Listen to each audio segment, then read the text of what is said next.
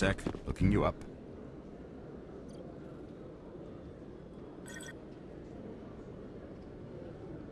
Commander Shepard, here with the Alliance military.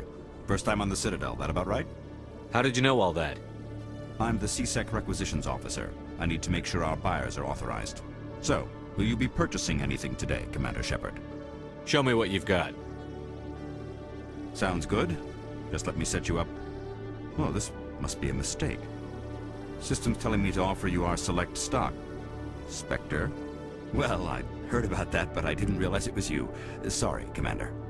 Just show me what you've got. I'll open the rare stocks for you, Commander. Enjoy.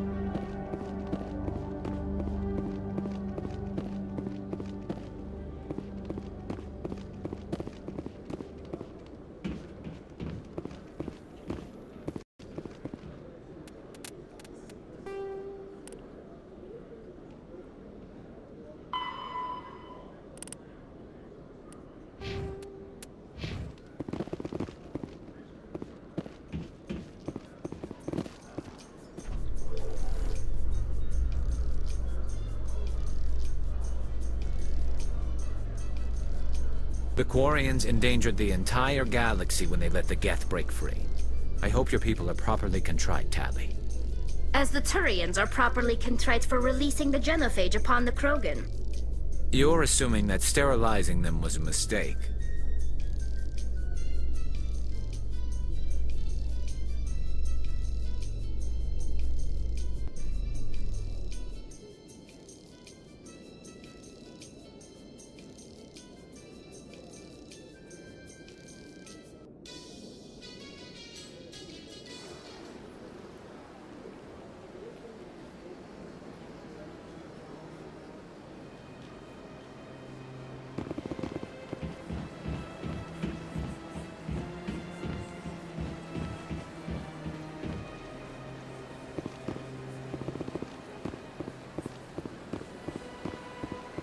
Excuse me, Commander Shepard. Could you spare a moment of your time? Commander Shepard, my name is Samesh Bhatia. Forgive the intrusion, but I have nowhere else to turn. What do you need? My wife was a Marine. She was in the 212 on Eden Prime. I've requested that my wife's body be returned to me for cremation, but the military has refused my request. Why did they refuse your request? There's got to be some reason. I don't know. All I know is that they have declared it impossible for my wife to be returned to me. We'll look into it. The man in charge of my case is Mr. Bosker. When I last saw him, he was in the expensive bar over there. Thank you for your time. I just want to give my wife a proper funeral, and the respect she deserves.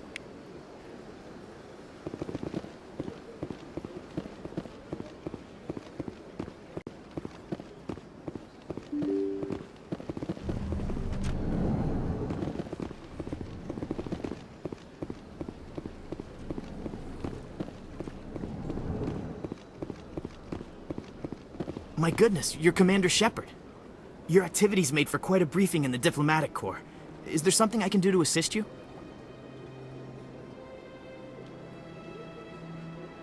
Yes. A man named Samesh Bhatia is having some trouble claiming his wife's body. Ah, Mr. Bhatia. A good man in an understandably frustrating position. I wish I could help him.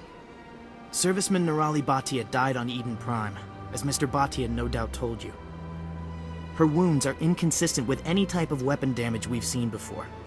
That is why her body is being held. You think her body might be dangerous or contaminated? No, Commander. Nirali Bhatia is not dangerous. Her body is in fact extremely valuable to the Alliance. The tests we're conducting may lead to better defenses against Geth attacks. Respectfully, Serviceman Bhatia may save more lives in death than she did in life. How long do you think the research is going to take? This is a long-term study. I wouldn't expect the bodies to be released for a year or longer. You've got to have a lot of bodies. Can't you release one? Very few bodies had this new type of weapon damage, and very few were in good enough condition to study. Beyond that, Commander, we need as many bodies as we can to get a reasonable sample size. When will this research result in actual new technology? If we're lucky, we'll actually realize usable technology from this study in a few years. I understand what you're trying to do, but holding the body is wrong. Commander, you of all people should understand how far we must go to protect humanity.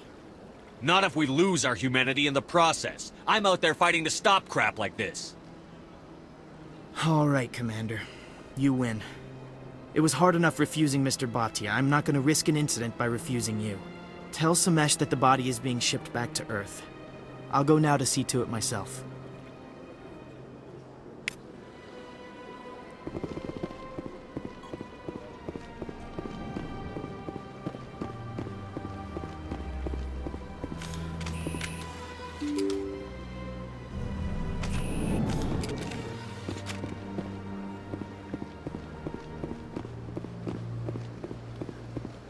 Hello again, Commander. Has there been any word? I reminded Mr. Bosker what we're fighting for. Your wife is coming home. Thank you. I will return home and begin my preparations. It does not bring me happiness, but it may bring me peace. Goodbye, Commander.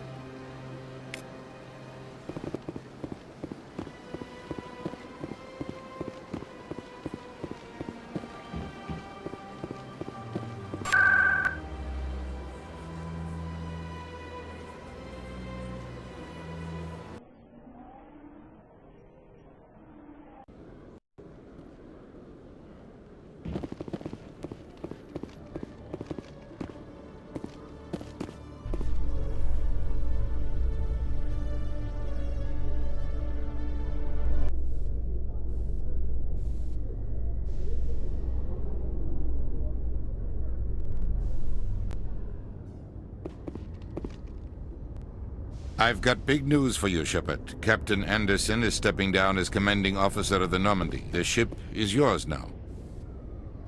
She's quick and quiet, and you know the crew. Perfect ship for a Spectre. Treat her well, Commander. I want the truth. Why are you stepping down, sir? You needed your own ship. A Spectre can't answer to anyone but the Council. And it's time for me to step down. Come clean with me, Captain. You owe me that much. I was in your shoes 20 years ago, Shepard. They were considering me for the Spectres. Why didn't you ever mention this? What was I supposed to say? I could have been a Spectre, but I blew it? I failed, Commander. It's not something I'm proud of. Ask me later and I'll tell you the whole story. For now, all you need to know is, I was sent on a mission with Saren, and he made sure the Council rejected me. I had my shot. It came and went. Now you have a chance to make up for my mistakes. I won't let you down, sir. Saren's gone. Don't even try to find him. But we know what he's after. The conduit. He's got his Geth scouring the Traverse looking for clues. We had reports of Geth in the Pharaoh system shortly before our colony there dropped out of contact, and there have been sightings around Noveria. Find out what Saren was after on Pharos and Noveria. Maybe you can figure out where the conduit is before he does. The Reapers are the real threat. I'm with the Council on this one, Shepard. I'm not sure they even exist. But if they do exist, the conduit's the key to bringing them back. Stop Saren from getting the conduit, and we stop the Reapers from returning. I'll stop him. We have one more lead. Matriarch Benezia, the other voice in that recording. She has a daughter, a scientist who specializes in the Protheans. We don't know if she's involved, but it might be a good idea to try and find her. See what she knows. Her name's Liara, Dr. Liara Tassoni. We have reports she was exploring an archaeological dig on one of the uncharted worlds in the Artemis Tau cluster. Sounds like we should head for the Artemis Tau cluster. It's your decision, Commander. You're a Spectre now. You don't answer to us. But your actions still reflect on humanity as a whole. You make a mess and I get stuck cleaning it up. I'll do whatever it takes to stop Saren. Not exactly the answer I was looking for, Shepard. Remember, you were a human long before you were a Spectre. I have a meeting to get to. Captain Anderson can answer any questions you might have. Yes, Commander? How are you holding up? Honestly, this isn't how I pictured my career coming to an end. Pushing papers really isn't my thing. But you're the one who can stop Saren. I believe in you, Shepard. If that means I have to step aside, so be it.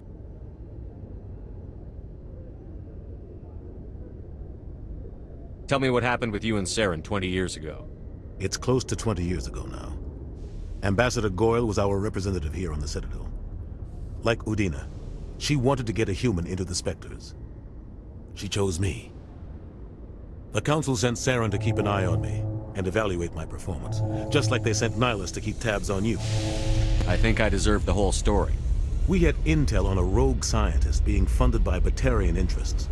He was trying to set up a facility to develop illegal AI technology out in the Verge. Alliance intel had done all the work, but the Council wanted a Spectre involved. We compromised. I was assigned to help Saren in his investigation. We tracked the scientist to a refining facility on Kamala. He was hidden away somewhere inside, protected by an army of Batarian mercenaries. The plan was simple. Sneak into the plant, capture the scientist, sneak back out. Quick, quiet, and a minimum of bloodshed. I'm guessing things didn't go as planned. Saren and I split up to cover more ground. Then about halfway through the mission, there was a massive explosion in the refinery core. Officially, it was ruled an accident, but I think Saren detonated it on purpose to draw off the enemy guards. How many casualties? The explosion tore the refinery to shreds. The whole place was on fire. Black chemical clouds poured out into the atmosphere. Nobody inside survived. There was a camp for the workers and their families nearby. Between the fires and the toxic fumes, the final death count was over 500. Mostly civilians. Saren didn't care. The target was eliminated, mission accomplished. And I ended up taking the blame. That ended all talk of me joining the Spectres. Saren caused the explosion. How'd he pin it on you? In his report, Saren accused me of blowing his cover. He said it was my fault the guards were ready for us. He claimed that's why it turned into a massacre. Saren's report was all the proof the Council needed to kill my chances of becoming a Spectre. Why'd you let him get away with it? Who do you think the Council was going to listen to? Me? Or their best agent? I had a bad feeling about him right from the start. I should have been more careful. Maybe I could have stopped things before they got out of hand. Don't blame yourself, Captain. I don't. I blame Saren. I think he wanted things to go bad. He was looking for an excuse to blow that refinery. Maybe he just likes the violence. Maybe he was just trying to make me look bad to keep humans out of the Spectres. If so, he pulled it off. The only thing I care about is stopping Saren. You're right, Commander. It's no good living in the past. What can you tell me about Noveria? Novaria's trouble. Always has been. The whole planet's basically a center for corporations to conduct illegal research. Watch your back there, Shepard. Spectres are about the only form of Citadel authority Noveria respects. But they aren't popular. Any extra intel you can give me on our colony at Pharos? The entire planet used to be one giant Prothean city. Mostly ruins now. But some of the infrastructure is still intact. The colony tried to build on what the Protheans left behind. We lost all contact with them when the Geth attacked. What do you know about the Artemis Tau cluster? Not much. I've never been there myself.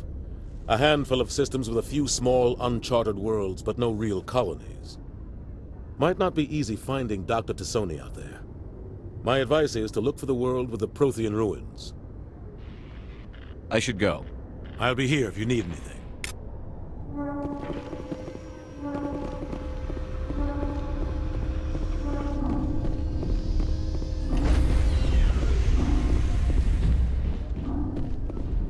Stand by, shore party. Decontamination in progress. I heard what happened to Captain Anderson. Survives 100 battles and then gets taken down by backroom politics. Just watch your back, Commander. Things go bad on this mission, you're next on their chopping block. Captain Anderson should be the one in charge. It's like I'm stealing the ship from him. Yeah, the captain got screwed.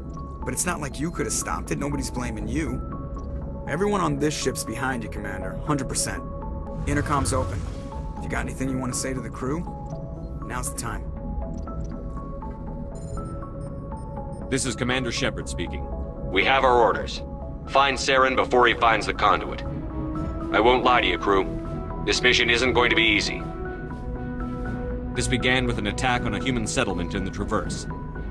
But we know Saren won't stop there.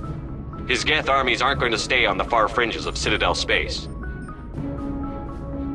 Our enemy knows we're coming. Wherever he searches for the conduit, we'll be there.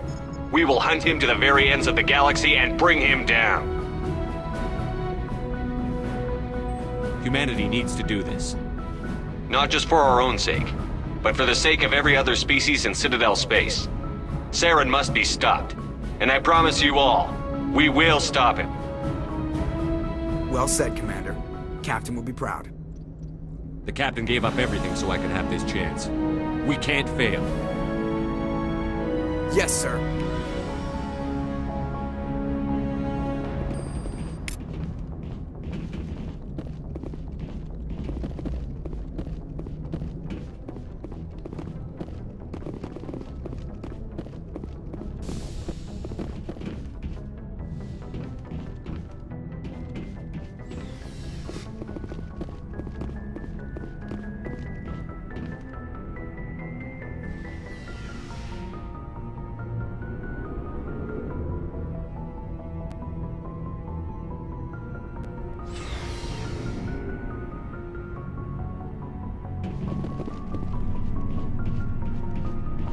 Thanks for bringing me on board, Commander.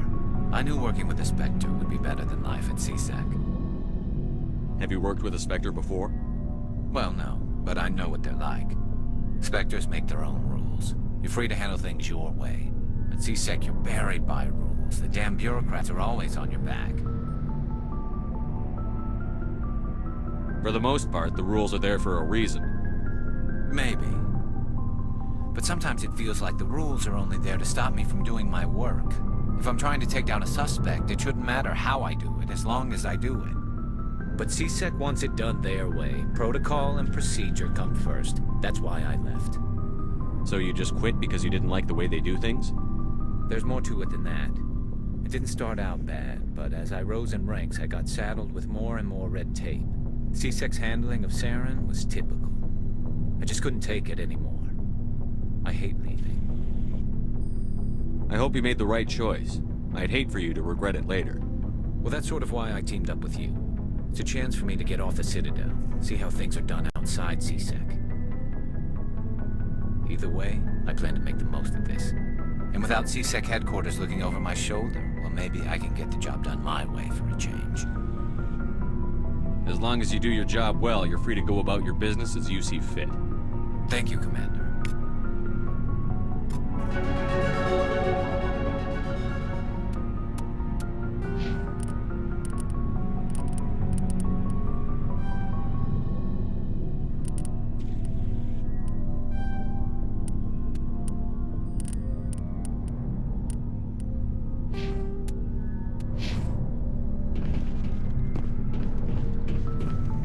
Nice ship you've got, Shepard. What can I do for you? What's your story, Rex? There's no story. Go ask the Quarian if you want stories. You Krogan live for centuries. Don't tell me you haven't had a few interesting adventures.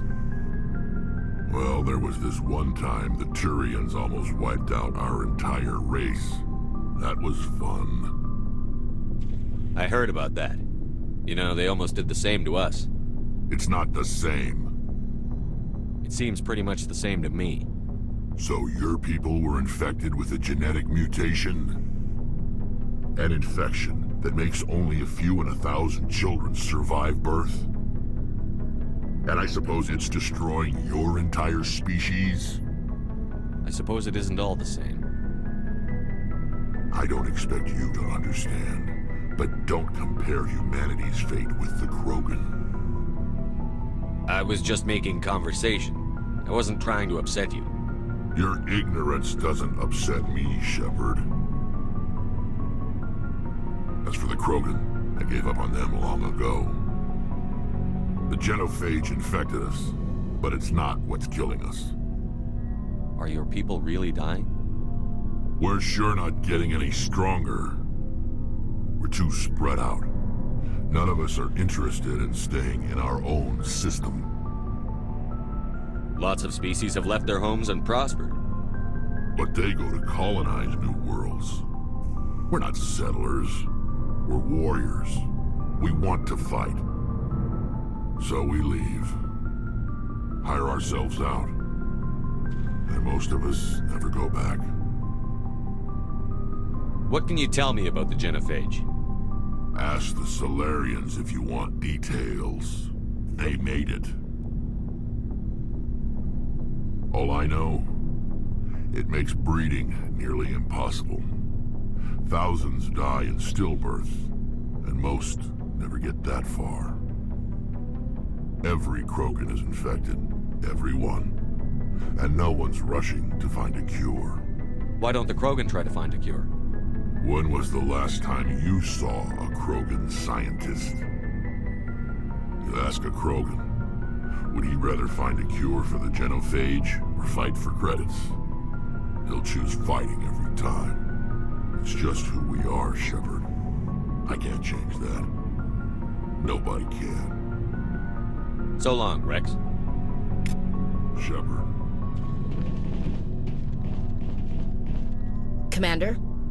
What's your opinion on the last mission? Kinda wish you'd got there sooner, Commander. No offense, I appreciate the rescue. I just wish... You wish we'd been able to save the rest of your unit? Yes, sir. If I had been more alert, we wouldn't have been cut down by an ambush. The Geth are perfect ambushers. They don't move, they don't make noise, they don't even breathe. Sir, they have flashlight heads. I'll make sure it doesn't happen again. Do you have a few minutes to talk one-on-one? I'm sorry, Commander. I need to get my duty squared away.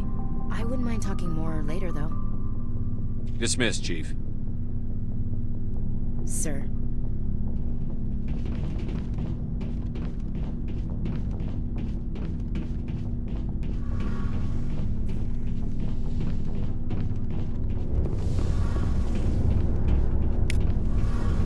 Your ship's amazing, Shepard. I've never seen a drive core like this before. I can't believe you were able to fit it into a ship this small. I'm starting to understand why you humans have been so successful. I had no idea Alliance vessels were so advanced. The Normandy's a prototype. Cutting-edge technology. A month ago, I was patching a makeshift fuel line into a converted tug ship in the flotilla.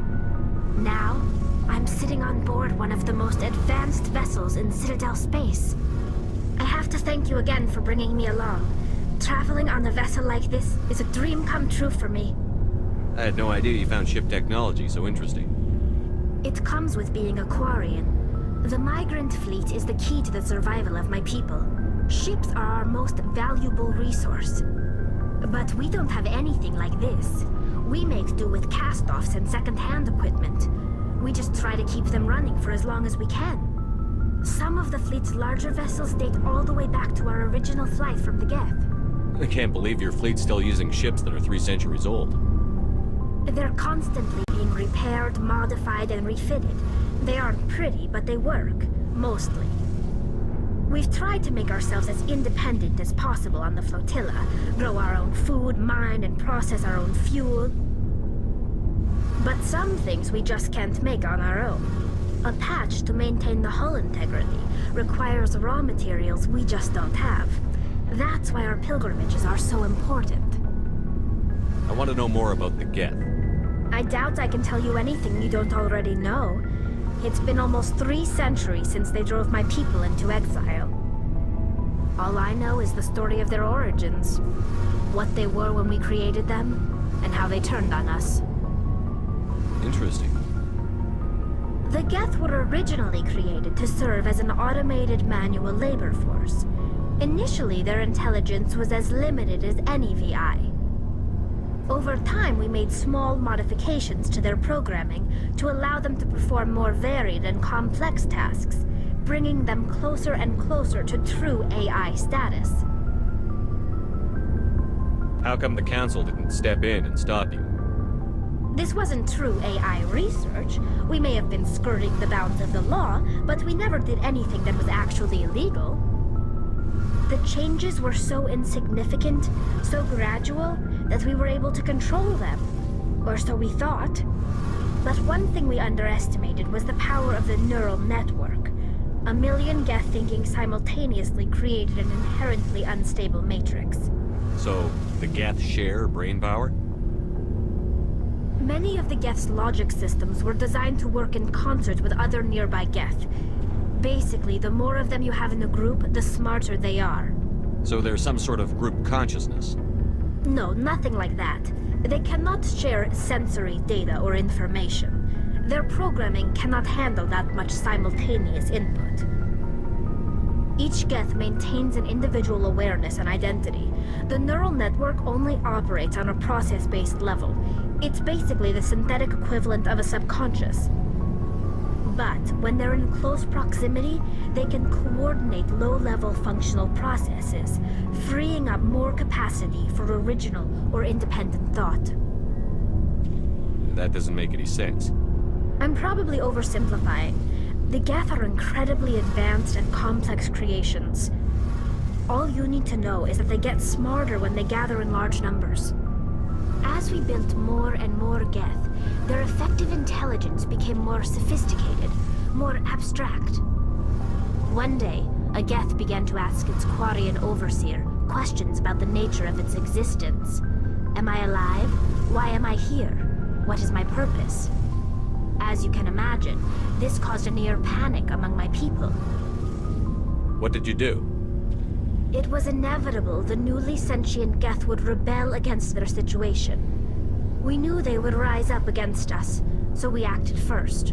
A general order went out across all Quarian-controlled systems to permanently deactivate all Geth. The Geth responded to this order violently. You can't blame them for fighting for their survival. We had no other choice. The Geth were already on the verge of revolution. By acting quickly, we had a chance to end the war before it began. The hope was that most of the Geth would still be little more than machines, incapable of organized resistance. But they had progressed much further than anyone anticipated. The war was long and bloody. Millions upon millions of Quarians died at their hands. In the end, we were forced to flee our own homeworld. We feared the Geth would pursue us, but they never came beyond the Veil. Now we drift through space, exile searching for a way to reclaim what was once ours. It's hard to feel sorry for you. Your ancestors tried to wipe out another species. We made a mistake when we created the Geth in the first place, but we did not make a mistake when we went to war against them. If we had not acted, they would have wiped us out. They're a synthetic life form. They have no use for organics. None. Why do you think they cut themselves off from the rest of the galaxy? Why do you think they've killed every organic being who's ever tried to contact them? They didn't kill Saren. What does that tell you? The Geth are not innocent victims in all this. They're the enemy. They want to destroy us. Not just the Quarians. All organic life. That's why they've joined up with Saren. And that's why we have to stop him. Tell me about your people. Our lives aren't easy. Resources are scarce, and we are constantly on the move. Everything we do must in some way contribute to the continuation of the migrant fleet.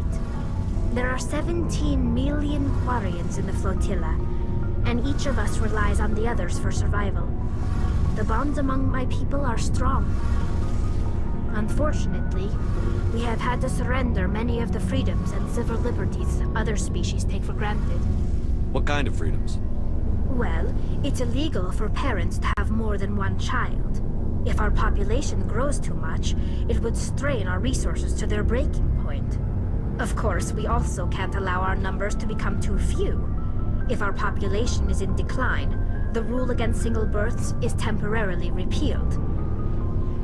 In extreme cases of population decline, incentives are even offered to encourage multiple births, though the Conclave hasn't had to take such measures in nearly a century. That's your government. The Conclave is our civilian branch of government. Each ship can elect a representative to serve on the Conclave and make decisions that affect the fleet as a whole. On matters that affect an individual ship, however, the captain has the final say. It's a tradition that dates back to the early days, when the fleet was governed by martial law. Fortunately, most captains nowadays are smart enough to have an elected council from their crew to give them advice and guidance. So the ultimate power rests with elected officials. In practice, the Conclave and the respective council for each ship tend to set the rules that govern our daily lives. But in theory, we are still under military jurisdiction. The 5 top-ranking military officials in the fleet serve on the Admiralty Board. These 5 have the power to overrule any decision by the Conclave in case of emergency. To do so requires unanimous agreement among the Admiralty, and they can only do this once. After that, the entire board must resign their posts. It's a safeguard that served us well. In nearly 3 centuries, the Admiralty Board has only overruled the Conclave 4 times. I should go. See you later.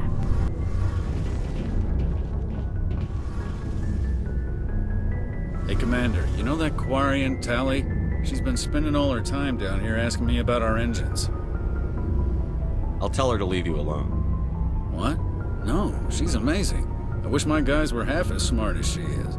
Give her a month on board and she'll know more about our engines than I do.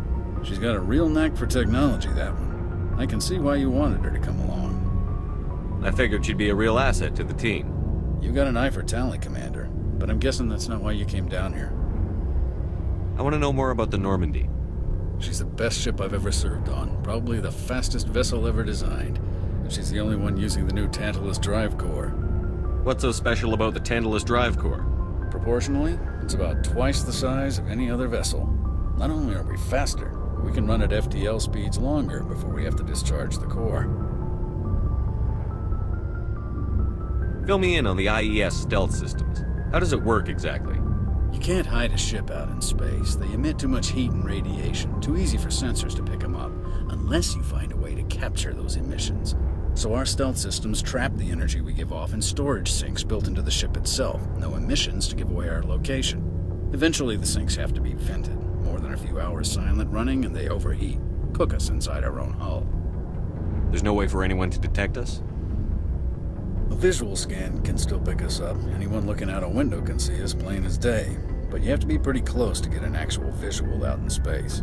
Most vessels rely on scanners. As long as the stealth systems are engaged, they can't see us. Not unless we accelerate to FTL speeds. Why doesn't it work with faster-than-light travel? Cranking up the FTL blue shifts our emissions, pushes them into frequencies too high to capture in the sinks. As soon as we make the jump, it's like setting off a flare. Sensors can pick up our location whenever we enter or exit FTL flight, but for short-range missions, our stealth systems are amazing, and we've got the only one. Where else have you served, Adams? If you name a class of Alliance ship, I've probably served on it. Everything from dreadnoughts and carriers right down to frigates like the Normandy. My last assignment was on the Tokyo, only a cruiser, but she was a good ship. Couldn't hold a candle to the Normandy, though. Carry on, Adams. Aye, aye, Commander.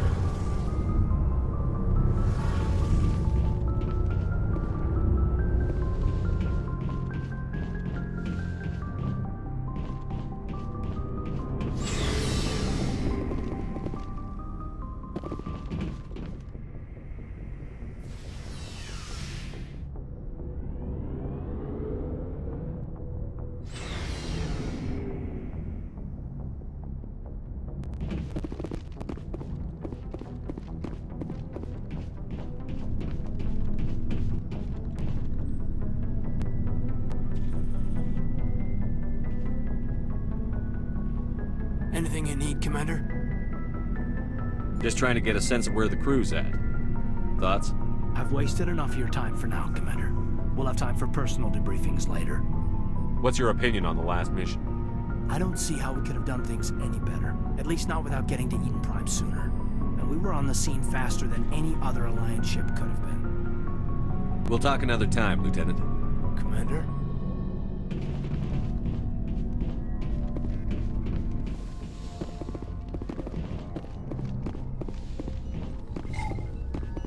Yes, Commander? Is there something you need? How did you end up serving on an Alliance ship? I enlisted right out of med school. Earth always seemed boring to me. Too safe, too secure. I figured the colonies were teeming with exotic adventure. I wanted to travel the stars, tending the wounds of tough soldiers with piercing eyes and sensitive souls. Turns out military life isn't quite as romantic as I'd imagined. But humanity needs the Alliance if we want to keep expanding through the Traverse, and the Alliance always needs good doctors. So I stayed on to do my part. Ever think you made the wrong choice? Sometimes I think about opening a private practice back on Earth, or maybe taking a position at one of the new med centers out in the colonies. But there's something special about working on soldiers. If I left the Alliance now, I'd feel like I was abandoning them.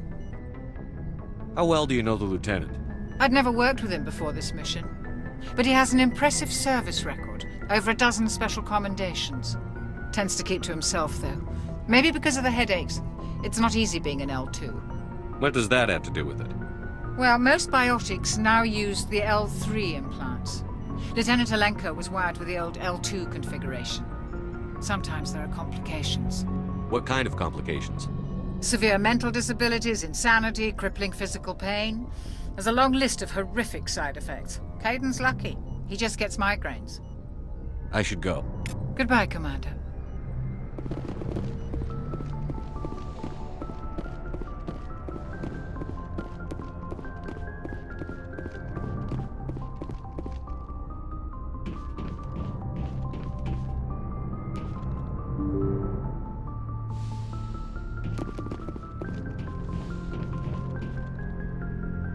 If anyone has to take over for Captain Anderson, I'm glad it's you. I'm not sure about having non-humans on our ship, though. We're all on the same team here, Presley. With all due respect, sir, that's what they said about Nihilus. Look how that turned out. I'm in charge here, Presley. I decide if we have non-humans on this vessel. Yes, sir. Understood, sir. Speak freely, Presley. I want to know if you have a problem with non-humans. It's not that, Commander. Humanity has always handled its own problems. Saren attacked one of our colonies. We should be the ones to stop him. We don't need their help. Some people think asking for help is a sign of weakness. That's just being stupid and stubborn. No matter how strong you are, allies can make you stronger. I guess so. Maybe I'm just stuck in the old ways of thinking. But don't worry, Commander. This won't be a problem. How did you end up assigned to the Normandy?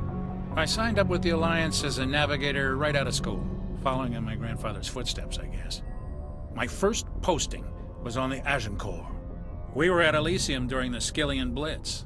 A massive fleet of alien raiders hit the colony, trying to wipe it out.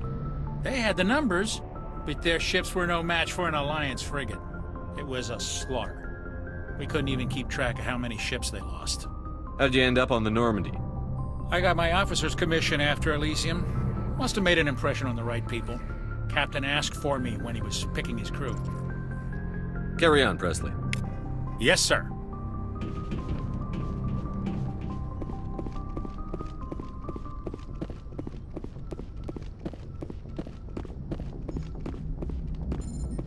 Commander, something you need? How's the Normandy performing? Is she everything they said she'd be? She's the best ship in the fleet, if you've got a pilot who knows how to handle her. Balance isn't what you'd expect. Takes a while to get used to that oversized drive core we got stuffed in the back, and her power can sneak up on you if you're not careful. The Normandy's probably too much ship for your average Alliance pilot, Commander. Lucky for you, I'm anything but average. I like to know my crew. Mind if I ask you a few questions? I can see where this is going. You did a background check on me, didn't you? Well, I'll tell you the same thing I told the captain. You want me as your pilot. I'm not good. I'm not even great. I am the best damn helmsman in the Alliance fleet. Top of my class in flight school, I earned that. All those commendations in my file, I earned every single one. Those weren't given to me as charity for my disease. I'm sorry, Joker. I didn't even know you were sick. You mean you didn't know? Oh, crap. Okay, I've got Vrolik syndrome, brittle bone disease. The bones in my legs never develop properly. They're basically hollow, too much force and they'll shatter. Even with crutches and my leg braces, it's hard to get around. One wrong step and crack! It's very dramatic, but I've learned to manage my condition, Commander. Put the Normandy in my hands and I'll make her dance for you. Just don't ask me to get up and dance unless, you like the sound of snapping shin bones. I need to know more about this Vrolik syndrome if I'm putting my ship in your hands. Yeah, of course you do. It's an extremely rare condition. Nobody knows exactly what causes it. Genetic, maybe. It's treatable, but there's no cure. They classify my case as moderate to severe. I was born with over a dozen fractures, hip, thighs, ankles. My bones were already breaking in the womb. 100 years ago, I wouldn't have survived past my first year. Lucky for me, modern medical science has turned me into a productive member of society. You're not gonna break a bone trying to fly the ship, are you? I don't fly with my feet, Commander, so I'm fine as long as I'm in this chair. I gotta be real careful when I get up to take a piss, though. I can do my job as well as anyone on the ship. Better, actually. So don't worry about it. I'm not trying to make you uncomfortable. Let's talk about something else.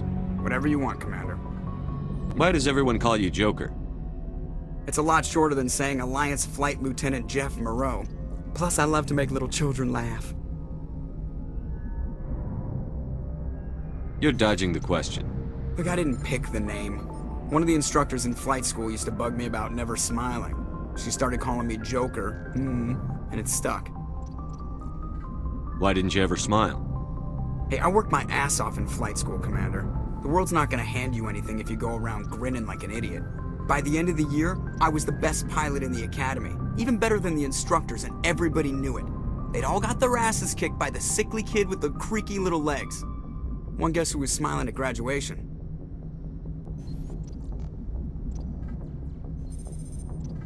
How'd you end up joining the Alliance? Look, if you're looking for an inspirational tale of the crippled kid overcoming impossible odds, you're gonna be disappointed. My mother was a civilian contractor working for the Alliance. I basically grew up on the Arcturus station back when they were building up the fleets. Spend all that time around Alliance ships, there's a good chance you'll end up going to the Academy. I have to go. All right, see you.